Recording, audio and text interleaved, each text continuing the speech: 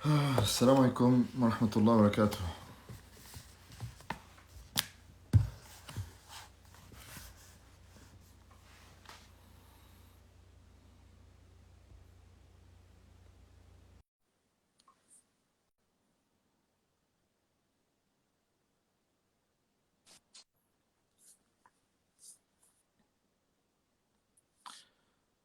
Salam alaikum. C'est bon, vous avez l'image et le son?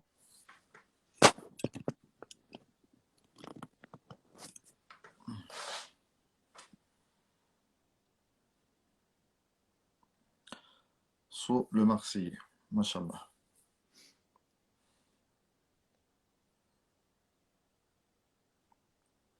Mimo de Mars. Aussi. Dès que je vois Mars, vous savez. Alhamdulillah.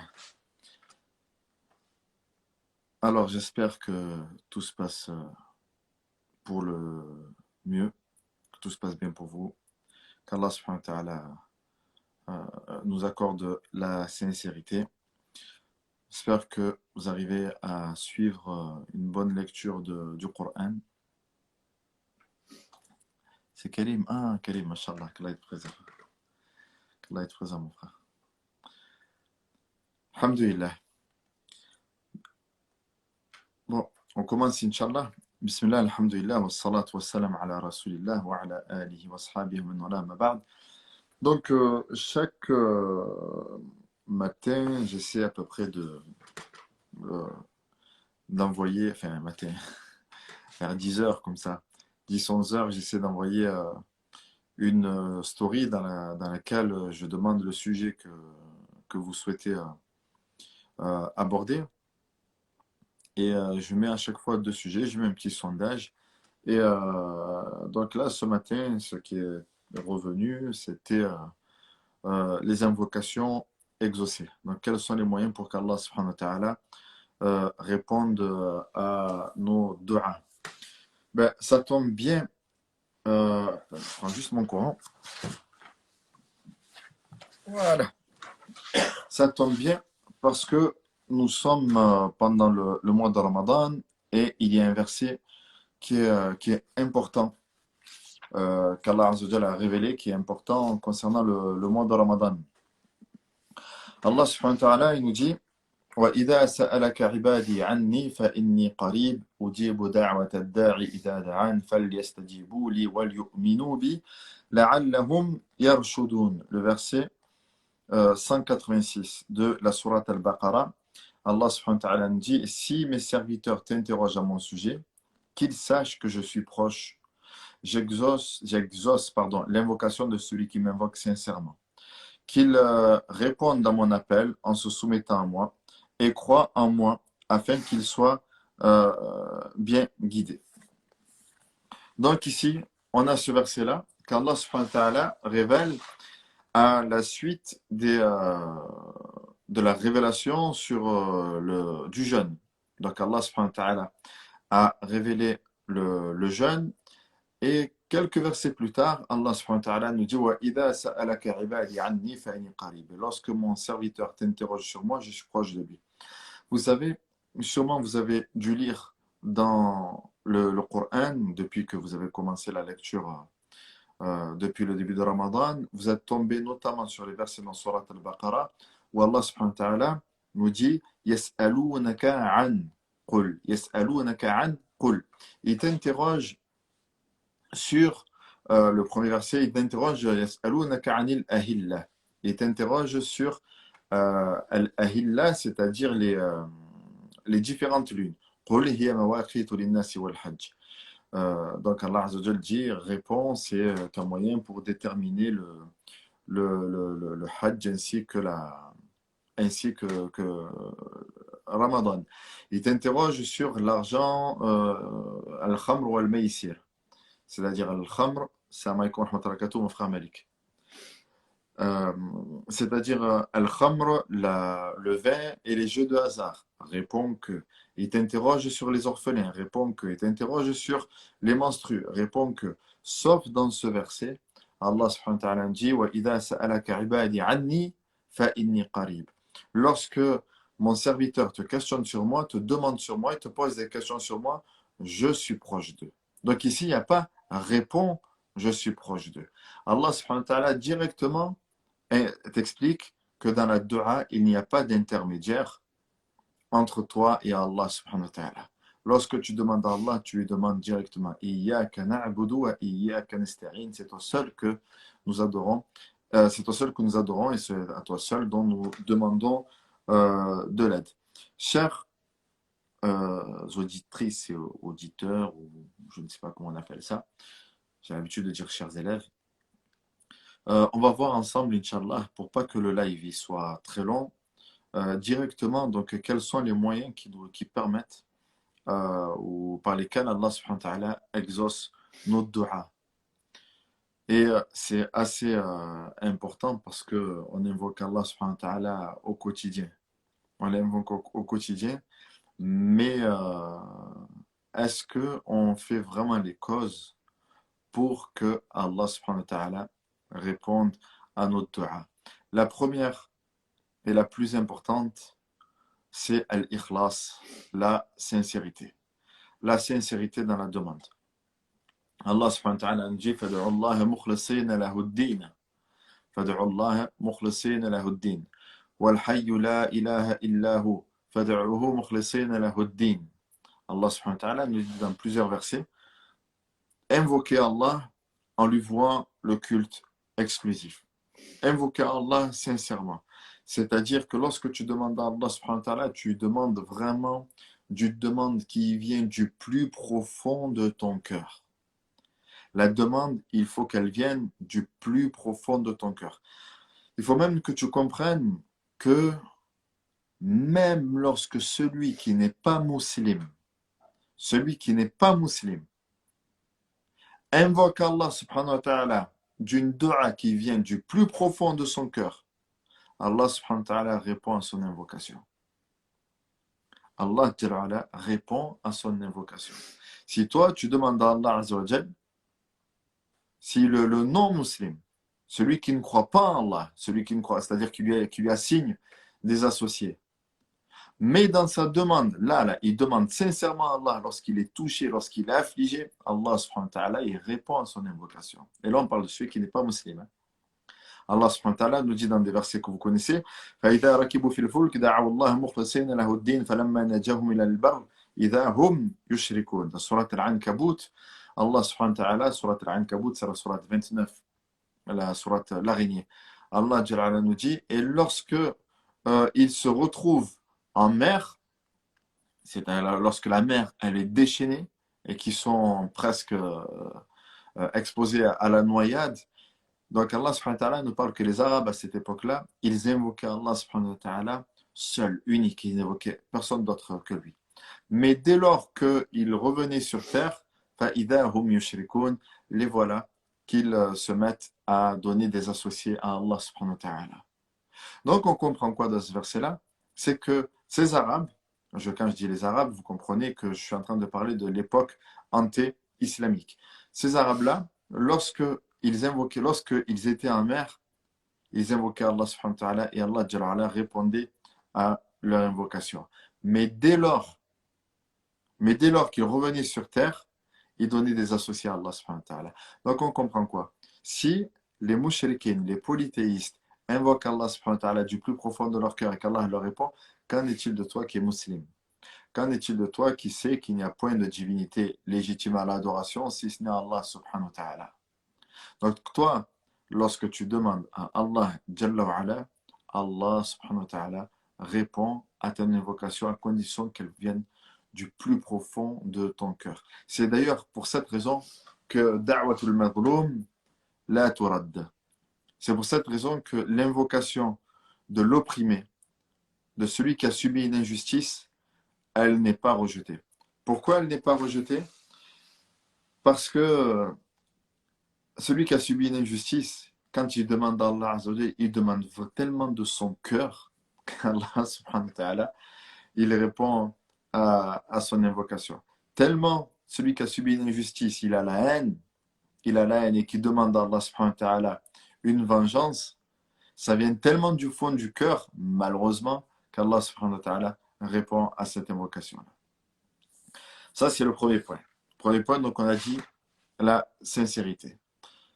Le deuxième moyen pour qu'Allah subhanahu wa ta'ala réponde à ton invocation, c'est al-amal salih. Al-amal salih, le fait de te consacrer à l'adoration.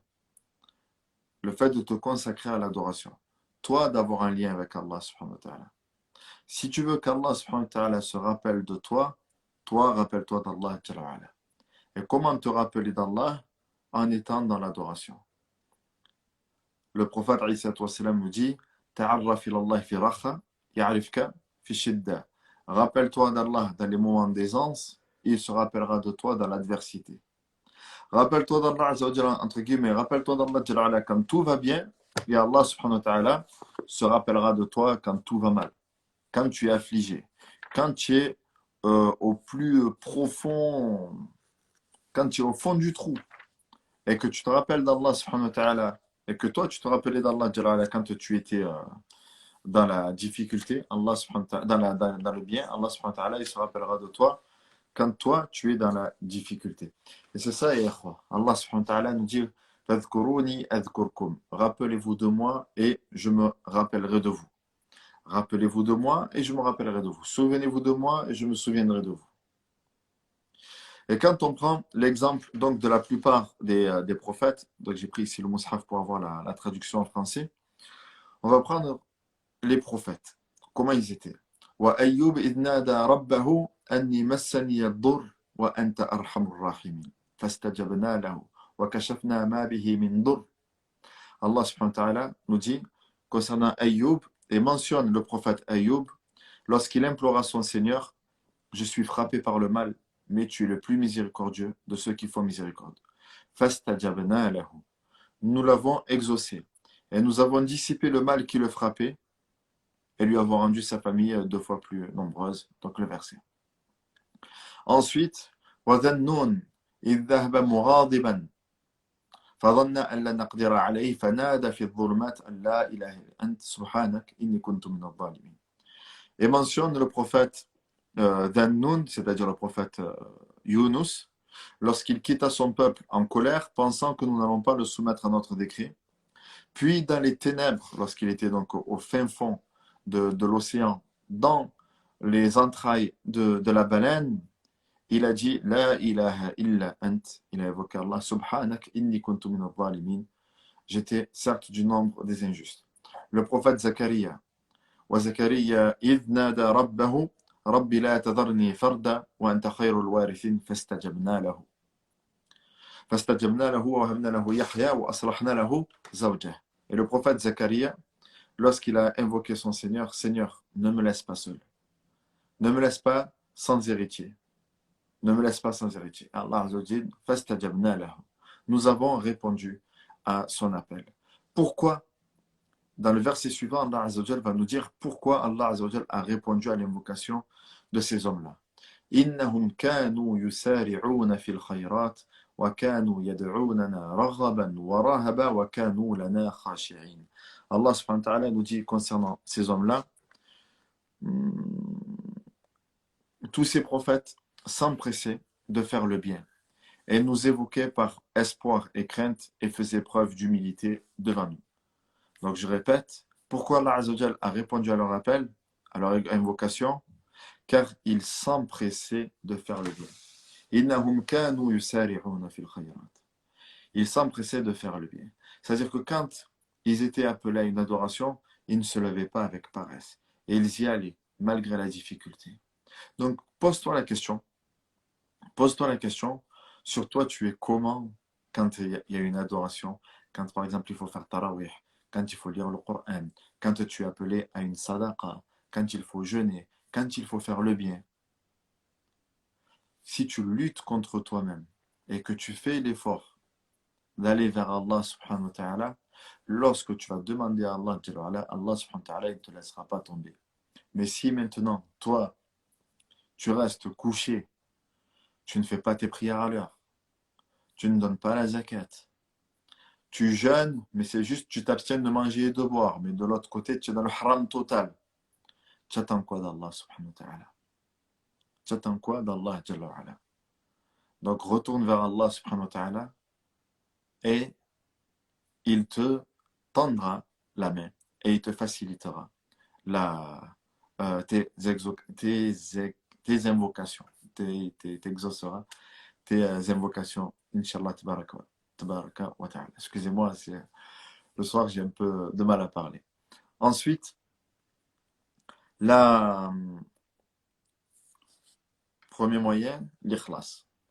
Deuxième moyen, on a dit la, la bonne action. Ah, il y a notre frère Othman. Othman, mon frère, qu'Allah te préserve. Si tu veux monter, Inch'Allah, dis-nous-le. Tu le sais que c'est avec plaisir, mon frère. Akhil Habib, qu'Allah te préserve. Troisième moyen pour qu'Allah subhanahu wa ta'ala réponde à ton invocation, c'est le fait de lever les mains, de tendre les mains vers le ciel. De tendre les mains vers le ciel, de tendre les mains vers lui. Dans un hadith, très rapidement, le prophète alayhi wassalam, nous dit Allah éprouve de la honte. Inna Allah hayyun karim. Allah éprouve de la honte, de la pudeur lorsque son serviteur tend les mains vers le ciel. Il tend les mains vers le ciel et que Allah Azza wa Jalla ne répond pas à son invocation. Lorsque toi, tu fais une invocation, tu tends les mains vers Allah subhanahu wa ta'ala. En fait, quand tu tends tes mains vers Allah, c'est comme si tu étais en train de dire Ya Allah, donne-moi. Ya Allah, donne-moi. Ya Allah, toi qui possèdes la richesse des cieux et de la terre, donne-moi ce que je souhaite. Et ici, regarde, on a le prophète Zakaria. Zakaria qui demandait Ya Allah, ne me laisse pas sans enfant. Il a demandé un enfant. Ou alors Ibrahim alayhi salam qui avait demandé un enfant. Ou alors Al-Muhim, ou alors ici Ayyub qui était malade, qui a demandé à Allah Azza wa Jal la guérison. Donc on est tous touchés par, par des difficultés. On est tous touchés par des difficultés. Peut-être même par une difficulté qui est encore plus grande que la maladie, qui est encore plus grande que le fait de ne pas avoir d'enfant ou d'être dans le célibat, ou alors la pauvreté. Et cette maladie, c'est la maladie du cœur.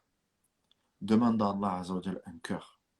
Demande à Allah subhanahu wa ta'ala qu'il t'accorde un cœur, qu'il t'accorde un cœur sain, qu'il t'accorde un cœur pieux, qu'il t'accorde un cœur qui l'aime, qu'il t'accorde un cœur qui est rachi', c'est-à-dire qui se soumet à lui.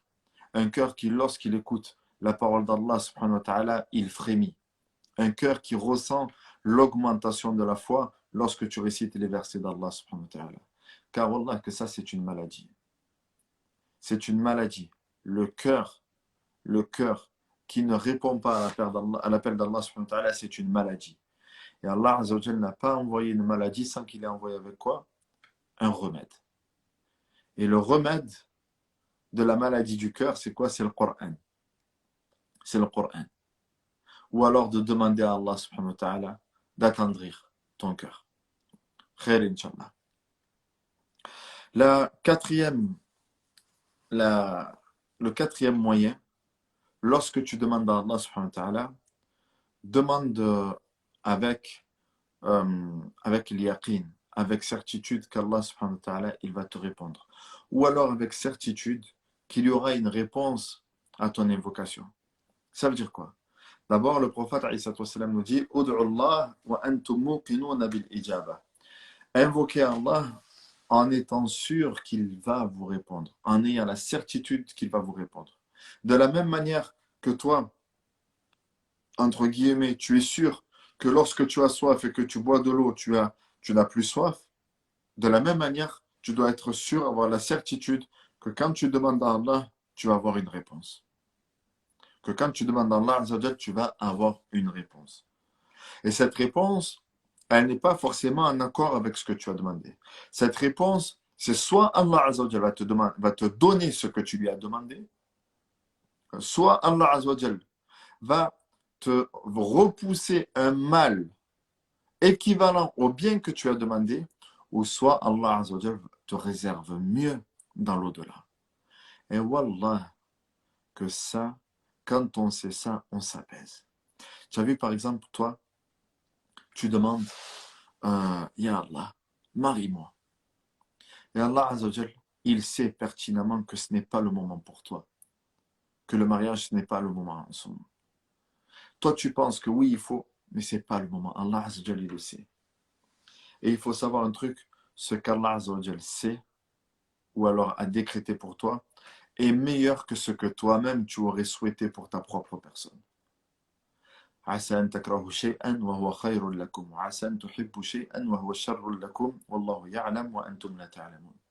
Il se peut que vous détestiez quelque chose alors que c'est un bien pour vous, ou que vous aimez quelque chose alors que c'est un mal pour vous. Allah, il sait et vous, vous ne savez pas. Et regarde ici le prophète Ayyub. Regarde ici le prophète Ayyub. وَأَيُّوبْ نَادَى رَبَّهُ أَنِّي مَسَّنِيَ الضُّرُّ وَأَنْتَ أَرْحَمُ الرَّاحِمِينَ. Seigneur, j'ai été touché par le mal. J'ai été frappé par le mal. Mais toi, Ya Allah, tu es le plus miséricordieux des miséricordieux. Ça veut dire quoi? Ça veut dire, Ya Allah, je suis touché par le mal. Je suis touché par la difficulté. Je suis touché par la maladie. Mais Ya Allah, je sais très bien que ce que tu m'as décrété, c'est meilleur pour moi. Il y a un khayr pour moi. Il y a un khayr pour moi derrière cette maladie-là.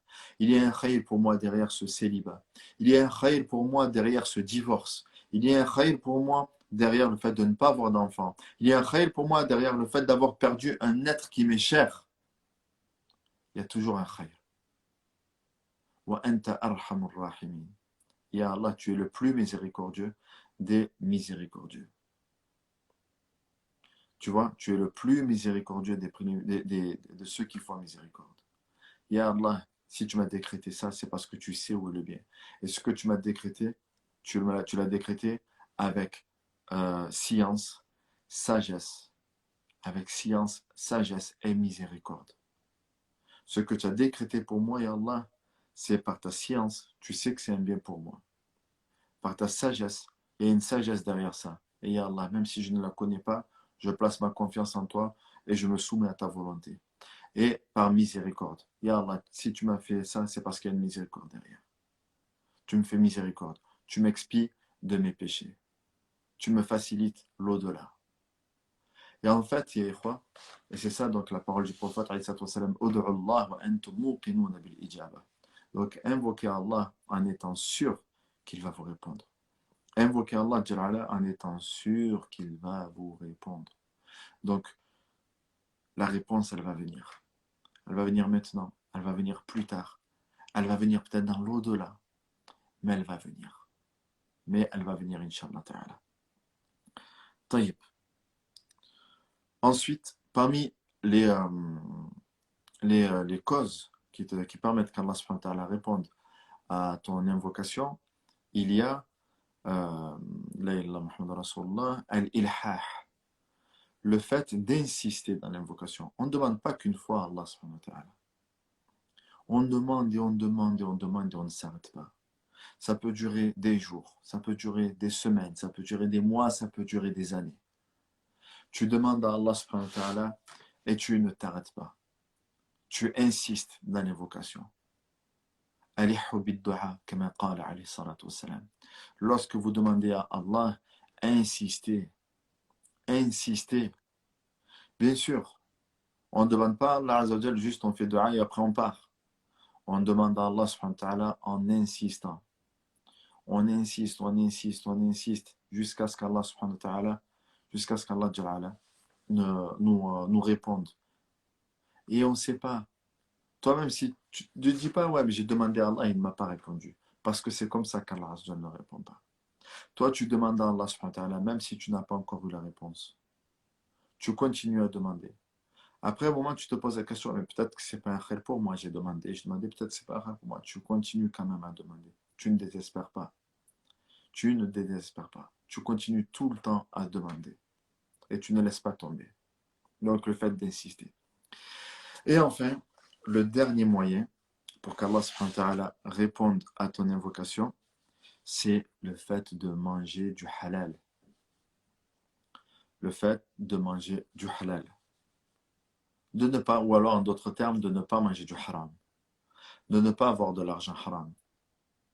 Que ce qui rentre chez toi, ce n'est que du halal. Ce que tu manges, ce qui rentre dans ton ventre, ce n'est que du halal. Et tu connais donc ce hadith-là qu'on a dans les 40, le hadith numéro 9 ou 10, le prophète alayhi salatu wassalam, a évoqué un homme qui était en voyage, hirsute, poussiéreux, qui tend ses mains vers le ciel et qui invoque Allah. Ya Rab, Ya Rab. Il appelle Allah par ses noms et attributs. Regarde, il est poussiéreux et hirsute. C'est-à-dire qu'il est dans la difficulté. Et quand tu es dans la difficulté et que tu demandes à Allah, tu le sais que tu vas le demander avec sincérité. Et Allah Azza wa Jal va te répondre. Amman yujibul mudtar idha da'ah. Qui répond à celui qui est dans la difficulté lorsqu'il appelle? C'est Allah. Donc, premièrement, il est dans la difficulté. Donc, il a tout de son côté.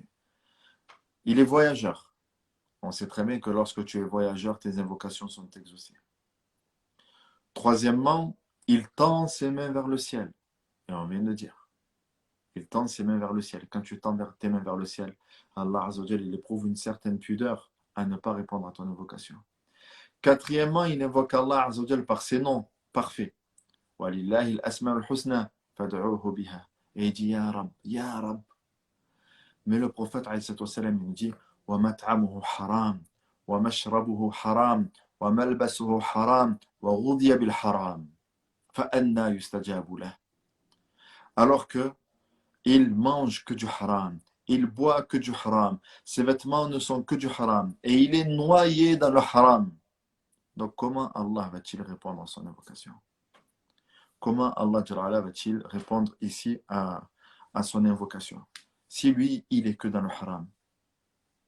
Tu es que dans le haram, et après tu demandes à Allah, délaisse le haram, reviens vers Allah, et Allah, il te répondra. Donc les 6 moyens, pour résumer. Premièrement, demander d'une invocation qui vient du cœur, qui vient du fond du cœur. Deuxièmement, être dans l'adoration. Être dans l'adoration. S'empresser à, à faire des bonnes œuvres. Troisièmement, on a dit, qu'est-ce qu'on a dit dans l'ordre quand je reprends mes notes? Troisièmement, on a dit tendre ses mains vers le ciel. Quatrièmement, on a dit demander à Allah Azza wa Jal avec certitude qu'il va nous répondre. Cinquièmement, insister dans les demandes. Et sixièmement, ne pas manger du haram. Ne pas manger du haram. Wallahu a'lam. Et barakallahu fikum pour avoir écouté. Donc je vais prendre rapidement vos questions. Salam alaikum. Il y a un an, durant tout le ramadan, j'ai demandé à Allah qu'il m'accorde le retour de ma femme. J'en pleurais lors de mes prosternations, j'ai pas été exaucé, nous avons même divorcé. Qu'en pensez-vous? Dois-je continuer à l'invoquer pour qu'on se retrouve malgré le divorce? Je ne sais pas. Tu sais, là-dessus, je ne sais pas, mon frère, parce que je ne connais pas ici les tenants et aboutissants. Euh, mais, tu sais, bref, man, si tu me permets de te dire que, en fait, dans le divorce, c'est quelque chose de dur, c'est quelque chose c'est une pente qu'il faut remonter. Et ce qu'il y a, c'est le cœur qui est touché. C'est le cœur qui est touché. Euh, alors, le cœur, il est entre les mains d'Allah. Et le cœur, il s'apaise. Et le cœur, il faut demander à Allah, Azza wa Jalla, Ya Allah, apaise mon cœur. Au-delà de demander, Ya Allah, fais revenir mon épouse ou mon ex-épouse, demande plutôt à Allah Azza wa Jalla d'apaiser ton cœur. Peu importe la situation, qu'elle revienne ou qu'elle ne revienne pas, c'est plutôt ça que je te conseillerais de demander. Ya Allah, apaise mon cœur. Et le prophète, alayhi salatu wassalam, si tu as la citadelle du musulman, tu as un chapitre sur les doigts à répéter dans les moments d'affliction, dans les moments de tristesse, dans les moments de difficulté. Et ces doigts-là, je te conseille, Akhil Habib, de les répéter, et les répéter, et les répéter. Et tu verras souvent que ce sont des paroles de tawhid, que dans ces paroles-là, dans ces invocations, tu vas retrouver souvent La ilaha illallah, La ilaha illallah. Et ça, Akhil Habib, c'est vraiment quelque chose qui apaise le cœur. C'est vraiment quelque chose qui apaise le cœur. Donc, fais ça, Inch'Allah. Retourne vers Allah et continue tes invocations ou alors sois plus large dans tes invocations, Ya Allah, accorde-moi une femme pieuse, une femme qui me rendra heureux. Dis plutôt cette invocation-là, Inch'Allah. Yamina. Le Coran est descendu pendant un mois de Ramadan ou durant toutes les années de révélation du prophète. Alors en fait, Yamina, Yamina, le Coran est descendu une première fois, a été révélé une première fois lors de Laylat al-Qadr, et ensuite il a été révélé selon les circonstances que tu connais. Le voyage de Shiro. Assalamu alaikum, qu'avez-vous à proposer aux sœurs qui malheureusement débutent le ramadan avec le problème de femmes? Certaines malheureusement ça dure 10 jours, elles sont déprimées de ne pas jeûner et du coup elles ne profitent pas pleinement des saveurs de ramadan auprès d'Allah subhanahu wa ta'ala. C'est vrai ce que tu dis. C'est vrai ce que tu dis, Khtil Habiba, parce que c'est la, c'est une frustration pour une femme de ne pas débuter le mois de Ramadan ou de ne pas débuter en même temps ou alors de ne pas le terminer en même temps. Mais bon, déjà, il faut s'en remettre à Allah subhanahu wa ta'ala. Et il faut savoir que Aïcha radiyallahu anha, elle n'a pas pu faire le tawaf avec le prophète alayhi salatu wassalam, tawaf al-ifada. Elle n'a pas pu le faire avec le prophète alayhi salatu wassalam, alors que c'était le pèlerinage. Mais bon, euh, sans remettre à Allah subhanahu wa ta'ala, il faut savoir que le ramadan, il y a des adorations. Je ne sais pas. Vous savez, on fait des quelques vidéos très courtes, mais vraiment très courtes, de 5 minutes sur, sur Instagram. Ce matin, on a parlé, vous trouvez le lien, si vous voulez la vidéo, vous trouvez le lien sur la story, Inch'Allah. Euh, Ce matin, on a parlé des adorations pendant le mois de Ramadan. Et tu verras que les adorations pendant le mois de Ramadan, c'est pas forcément la prière, le Coran. Il y en a d'autres. Donc, je te conseille de les voir. Je te propose plutôt de les voir, Inch'Allah, et voir ce que tu peux faire là-dessus. Un homme qui peut avoir des enfants peut-il se mettre avec une femme qui ne peut plus après un cancer?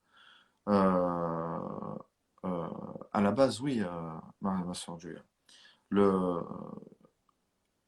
la femme qui ne peut plus avoir d'enfant parce qu'elle a été opérée des ovaires et qu'on a dû lui enlever à cause du cancer, qu'Allah subhanahu wa ta'ala, donc dans un premier temps l'apaise, mais un homme donc peut se marier avec elle si par exemple ne souhaite pas avoir d'enfant ou autre.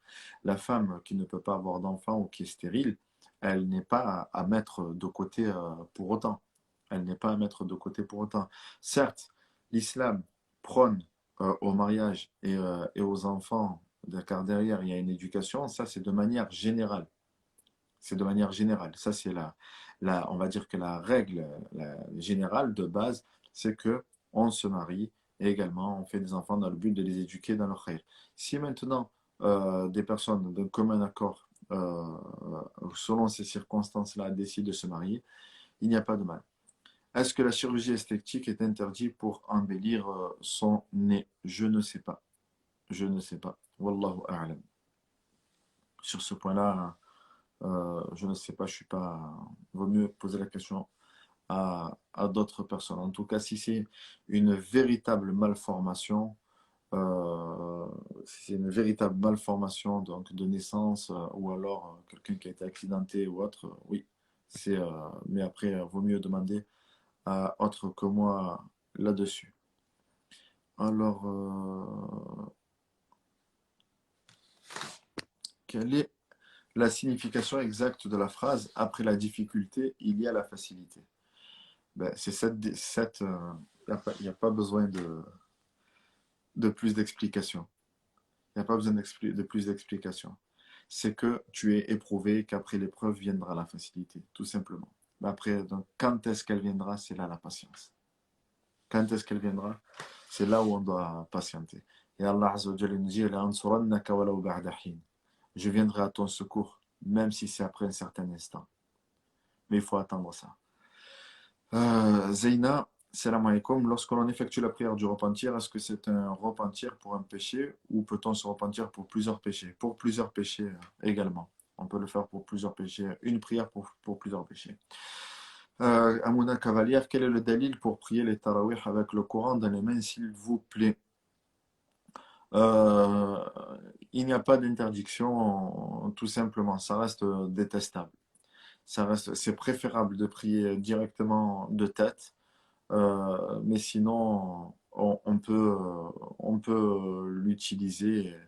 Et Aïcha, radiallahu anha, quand elle priait derrière, elle priait donc derrière une personne, j'ai oublié qui c'était cette personne-là, mais qui tenait le mushaf. Wallahu a'lam.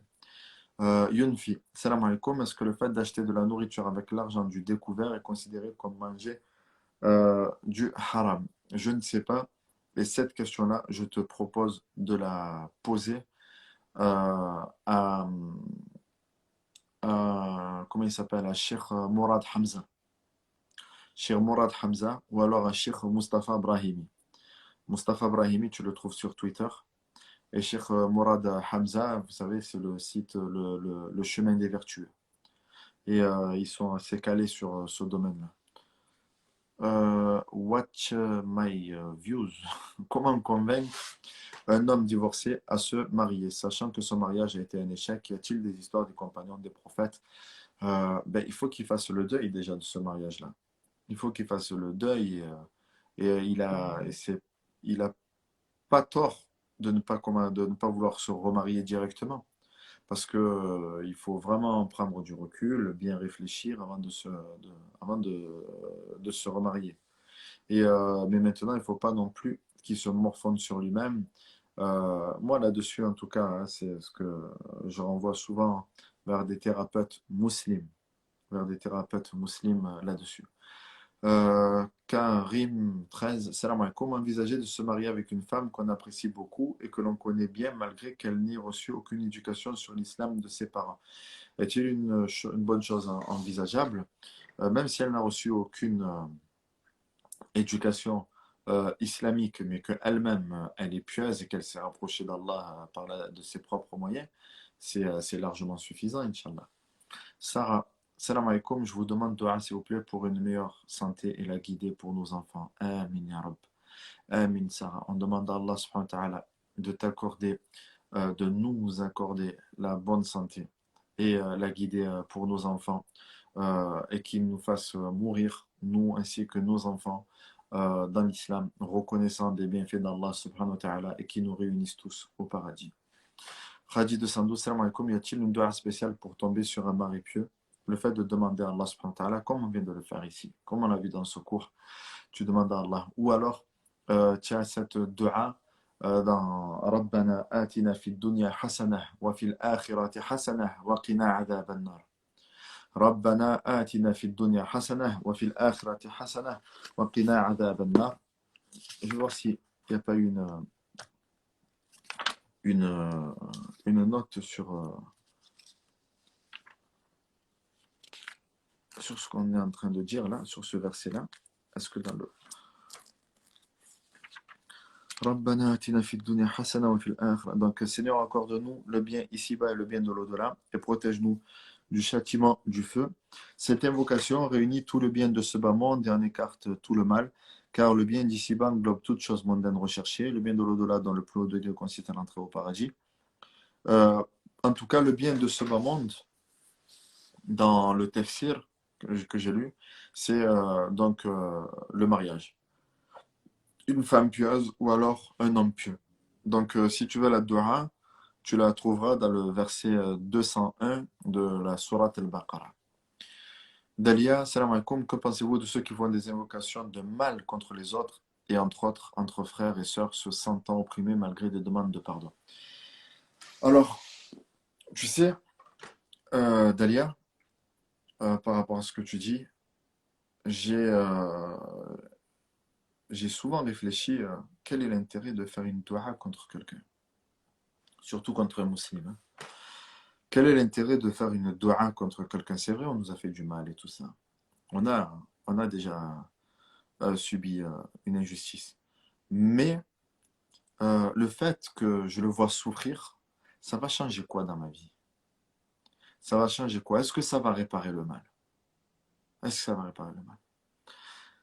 Et si plutôt on faisait dua, Ya Allah, guide-le. Ya Allah, guide-le. Comme il faisait le prophète, alayhi salatu wassalam. Allahumma ghfir li qawmi fa innahum la ya'lamun. Seigneur, pardonne à mon peuple, car ils ne savent pas. Donc, alors que le sang est coulé de sa barbe, et il tendait les mains vers le ciel, il dit Seigneur, pardonne à mon peuple. On demande à Allah Azza wa Jal de nous donner une véritable foi. Fantomat, faire tarawih à la maison pour une femme, est-ce validé? Oui. Il y a des personnes qui disent être sensibles à la pleine lune, c'est-à-dire qu'ils ont des insomnies à chaque pleine lune. Est-ce du shirk de croire ça? Ça, j'ai entendu ça que chez les non-musulmans. Moi, je te rassure, à chaque fois qu'il y a une pleine lune, alhamdulillah rabbil alamin, je dors très bien. Un homme qui peut avoir des enfants, donc ça, on a déjà vu ça, et ça, on l'a déjà vu. Donc, je pense qu'on a répondu euh, aux questions. En fait, les questions, après, quand je fais une mise à jour, je vois qu'il y a d'autres questions qui reviennent entre-temps. Salam alaikum, puis je me repentir d'un péché que je fais il y a longtemps, bien sûr, pas tout. Et fais-le. Fais-le, demande pardon à Allah subhanahu wa ta'ala si tu regrettes ce péché et que tu l'as arrêté. Est-ce que la prière du Fajr est considérée comme une prière du dernier tiers de la nuit? Non, on est en début de journée là. Comment convaincre salam alaikum, ça c'est bon, on l'a vu. On l'a vu. Ça aussi. on- Mon ami n'a pas reçu de dot à son mariage. Elle s'est mariée à la mairie, fait la fête. Cela fait 3 ans qu'elle est mariée. Elle a un petit bébé, ils sont heureux.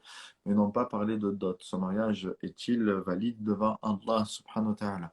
S'ils se sont mis d'accord pour ne pas avoir de dot, il est valide. Mais si maintenant ils ne sont pas fait de dot, il faudrait voir avec l'imam qui les a mariés, Inch'Allah. Est-ce obligatoire de faire des enfants l'on n'est pas stérile? Je ne sais pas. Avez-vous des comptes de thérapeutes ou psy musulmans?